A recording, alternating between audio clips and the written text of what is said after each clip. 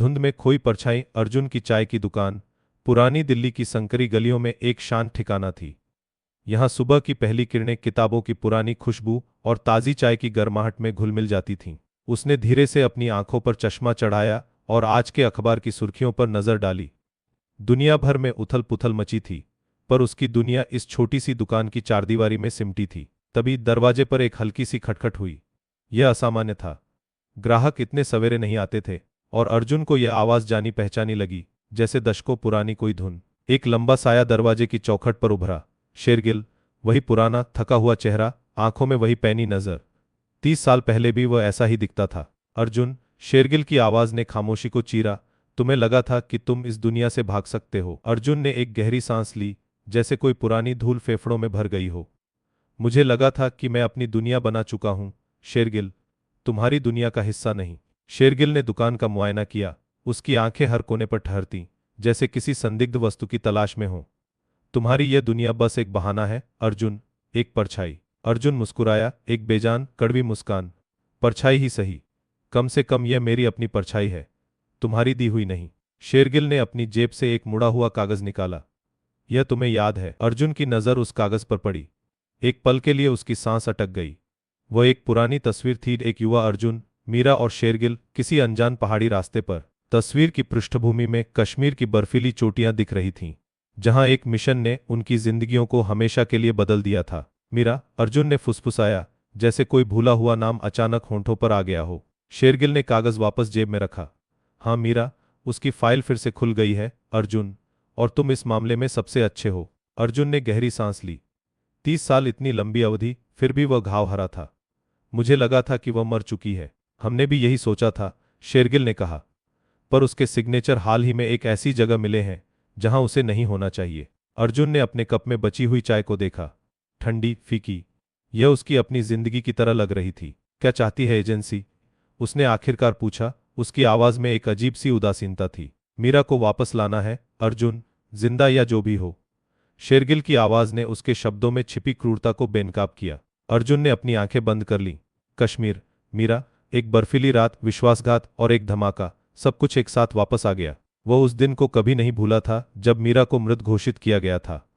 वह उसकी आंखों के सामने हुआ था। मुझे समय चाहिए, अर्जुन ने फुसफुसाया, जैसे वह अपने आप से कह रहा हो। शेरगिल ने एक लंबी सांस ली।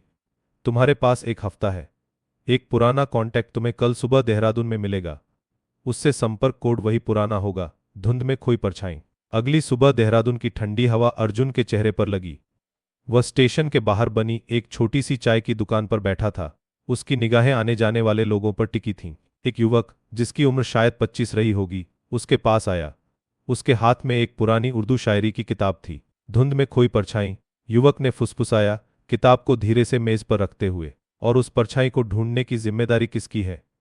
अर्जुन ने जवाब दिया।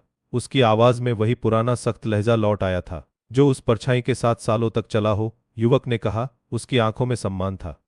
मेरा नाम समीर है। समीर ने अर्जुन को एक टैबलेट दिखाया। उसमें एक इमारत की पुरानी तस्वीर थी, जो किसी जमाने में एक हसीन हवेली रही होगी, अब खंडहर में बदल चुकी थी। यह इमारत शिमला के पास है, समीर ने समझाया। माना जाता है कि यह मीरा का आखिरी ज्ञात ठिकाना था, जहां से वह गायब हुई।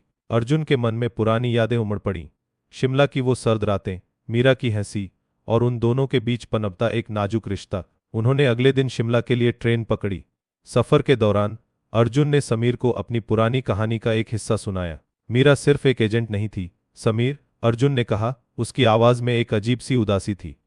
वह मेरी दुनिया थी। मीरा एक बेहतरीन जासूस थी, जो किसी भी स्थिति में ढल जाती थी, पर उसकी आंखों में एक अजीब सा दर्द हमेशा रहता था। कश्मीर में हमारा मिशन था, एक विद्रोही समूह के नेता की पहचान करना। मीरा उनकी करीबी बन चुकी थी। एक रात उन्हें जानकारी मिली कि वह नेता अगले ही दिन सीमा पार करने वाला था। मीरा को उसे रोकना था। अर्जुन को याद है, उसने मीरा को आखिरी बार देखा था जब वह बर्फीली वादियों में एक काली रात में ओझल हो रही थी। उसकी आंखें चमक रही थीं, पर उसमें एक अनकही विदाई थी। फिर धमाका हुआ, एक भयानक विस्फोट जिसने पूरे पहाड़ को हिला दिया। हमें लगा कि वह बलिदान हो गई, अर्जुन ने कहा। उसकी आवाज अब लगभग बुझ चुकी थी। शिमला पहुंचकर दोनों उस खंडहर हवेली की ओर बढ़े। वह इमारत शहर से दूर एक घनी जंगल के बीच खड़ी थी। हवेली के अंदर एक अजीब सी खामोशी थी, जो हवा में घुली हुई नमी और पत्थरों की ठंडी खुशबू से और भी गहरी हो रही थी। अर्जुन हर कोने को ध्यान से देख रहा था, जैसे मीरा की कोई परछाई, कोई निशान ढूंढ रहा हो। समीर को एक पुराने कमरे में कुछ कागजात मिले। वे बिखरे हुए थे, पर उनमें से एक पर मीरा की हैंडराइटिंग में कुछ लिखा था। एक खत, समीर ने फुसफुसाया। मीरा ने लिखा था अपने आखिरी पलों में। अर्जुन ने कांपते हाथों से खत को लिया। उसकी आंखें अक्षरों पर ठहर गईं। अर्जुन, अगर तुम इसे पढ़ रहे हो तो मैं जा चुकी हूं, पर यह मेरी मर्जी थी। मुझे पता था कि मुझे क्या करना है। खत आगे कहता था, मैंने उन्हें धोखा नहीं दिया था अर्जुन। मैंने एक बड़े धोखे को बेनकाब करने के लिए अपनी जान दांव पर लगाई थी। शेरगिल, अर्जुन ने बुदबुदाया। उसके चेहरे पर एक गहरी छाप थी। खत में आगे लिखा था कि एक कोड वर्ड, काली तितली, किसी बड़े ऑपरेशन से जुड़ा था और शेरगिल उस ऑपरेशन का सूत्रधार था।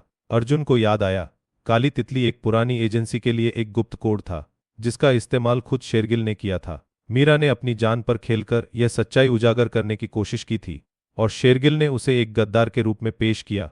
समीर ने कहा, उसकी आवाज में गुस्सा था। यह सिर्फ बदला नहीं है समीर, अर्जुन ने कहा। उसकी आंखों में एक नई चमक थी। यह न्याय है मीरा के लिए। वे वापस दिल्ली लौटे, इस बार एक नए इरादे के साथ। अर्जुन को पता था कि शेरगिल अब भी उसी पुरानी एजेंसी के नेटवर्क में गहरे तक जुड़ा हुआ है। एक पुराने, भरोसेमंद कांटेक्ट के जरिए अर्जुन ने शेरगिल की एक मीटिंग के बारे में पता लगाया। यह एक गुप्त ठिकाने पर होनी थी, पुरानी दिल्ली के ठीक बाहर। आधी रात को अर्जुन और समीर उस ठिकाने पर पहुंचे। वह एक पुरानी हवेली थी, जिसकी दीवारें समय के साथ ढल गई थीं, पर उसकी भव्यता अभी भी बाकी थी। अंदर शेरगिल कुछ लोगों के साथ बैठा था। उनके बीच एक मैप और कुछ कागजात पड़े थे। अर्जुन और समीर ने एक पुरानी खिड़की के पीछे से उन्हें सुना। शेरगिल एक बड़े ऑपरेशन की बात कर रहा था, जिसका नाम था काली तितली। वह एक ऐसा ऑपरेशन था जो देश की सुरक्षा को खतरे में डाल सकता था, जिसके पीछे बड़े अंतर्राष्ट्रीय ताकतें थीं। यह सब मीरा को रोकने के लिए किया गया था, अर्जुन ने फुसफुसाया। उसकी आंखों में दर्द और गुस्सा था। अगले ही पल अर्जुन ने खिड़की के पर्दे को हटाया और अंदर चला गया। उसकी आंखों में बदला और न्याय की आग थी। शेरगिल, अर्जुन की आवाज ने हवेली की दीवारों को हिला दिया। शेरगिल ने अर्जुन को देखा। उसकी आंखों में एक अजीब सी चमक थी। तो तुम आ ही गए अर्जुन। मैंने सोचा था कि तुम अपनी दुकान से कभी नहीं निकलोगे। तुमने मीरा को मार डाला। अर्जुन ने दहड़ा। उसकी आवाज में बरसों का दर्द उमड़ पड़ा था। मीरा ने एक बड़ा खेल बिगाड़ा था अर्जुन, शेरगिल ने शांत लहजे में कहा। कुछ बलिदान जरूरी होते हैं। अर्जुन ने एक क्षण भी नहीं गंवाया। उसने अपनी जेब से एक छोटी पिस्तौल निकाली और उसे शेरगिल की ओर तान दिया। हवेली में गोली चलने की आवाज गूंजी। एक, फिर दो। जब धुआं छंटा तो शेरगिल जमीन पर पड़ा था। उसकी आंखें खुली थीं, पर उनमें कोई चमक नहीं थी। अर्जुन के हाथों में पिस्तौल कांप रही थी। उसने वह काम कर दिया था जिसका बोझ उसके दिल पर बरसों से था। समीर उसके पास आया। उसका चेहरा सफेद था। हमने उसे रिकॉर्ड कर लिया अर्जुन, सब कुछ। अर्जुन ने धीरे से पिस्तौल नीचे रखी। उसकी आंखें अब खाली थीं, जैसे उसने अपना सब कुछ खो दिया हो। मीरा की परछाई, अब शायद उसे शांति मिल गई होगी, अर्जुन ने कहा। उसकी आवाज दूर से आती हुई लगी। उन्होंने हवेली से बाहर निकलते हुए देखा। सुबह की पहली किरणें पुरानी दिल्ली की धुंध में चमक रही थीं। अर्जुन जानता था कि उसका काम खत्म हो गया था, पर उसे यह भी पता था कि कुछ परछाइयां कभी पीछा नहीं छोड़ती। आपको यह कहानी कैसी लगी, हमें कमेंट्स में बताएं और चैनल को सब्सक्राइब करना न भूलें।